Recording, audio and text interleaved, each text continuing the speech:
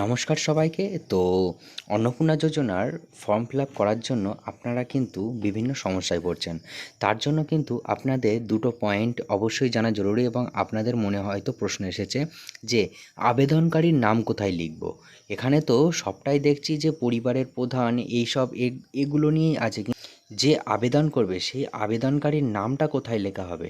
তো সেটা নিয়েই কিন্তু আজকের ভিডিও, এবং এছাড়াও আমি জানাবো যে আপনারা কি কি জেরক্স এর সাথে জমা দেবেন। তো চলুন দেখে নিই।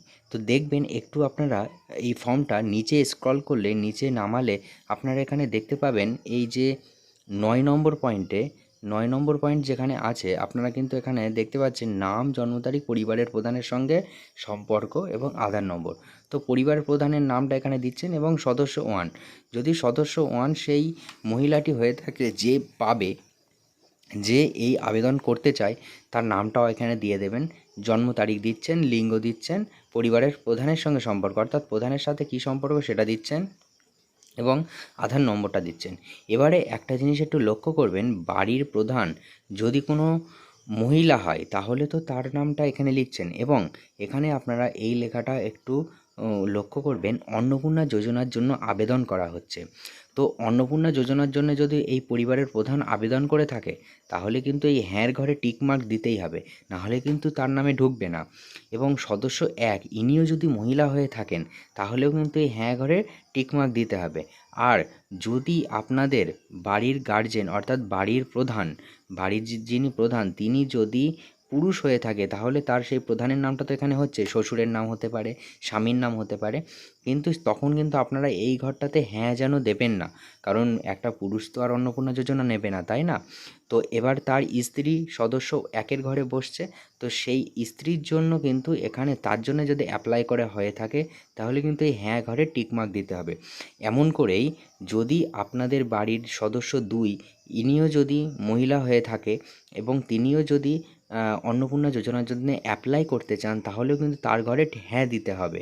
এই হ্যাঁ ঘরগুলোর জন্যই কিন্তু আবেদনকারীর জন্যই কিন্তু এটা রাখা হয়েছে, যিনি আবেদন করতে এভাবে সদস্য 3 এবং সদস্য 4, সদস্য 5 এভাবে কেউ কেউ যদি হয়ে থাকে এর মধ্যে মহিলা, তাহলে তার ঘরে হ্যাঁ হবে। তিনি যদি পান, তিনি যদি আবেদন করতে চান তাহলে কিন্তু এখানে হ্যাঁ দিতে হবে, হ্যাঁতে ঠিক দিতে হবে।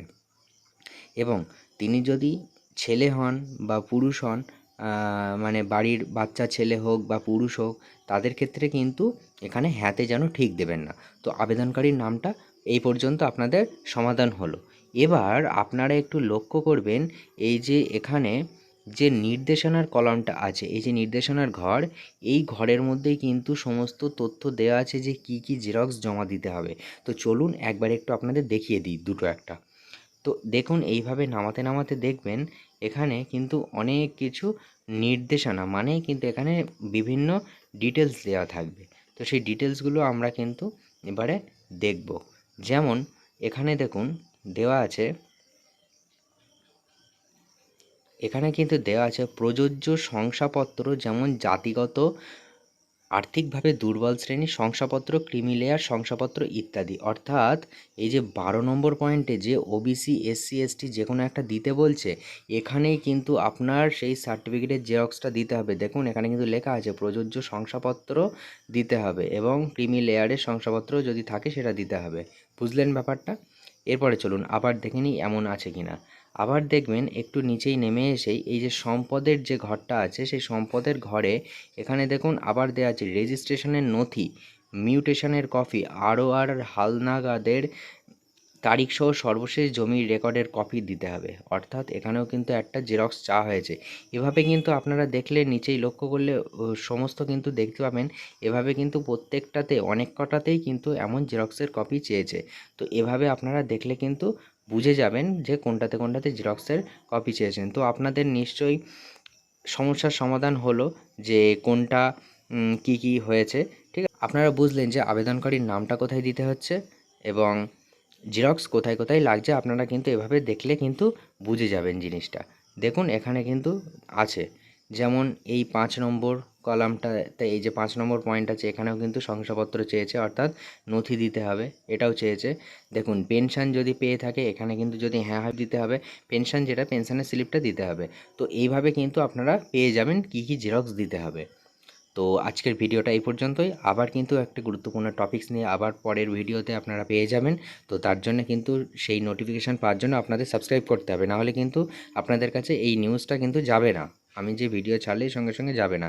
তো তার জন্য কিন্তু আপনি সাবস্ক্রাইব করে রাখবেন এবং লাইক করবেন, অবশ্যই এটা শেয়ার করবেন অন্যদের জানার জন্যে। তো এই পর্যন্ত দেখার জন্য ধন্যবাদ। জয় হিন্দ, জয় ভারত।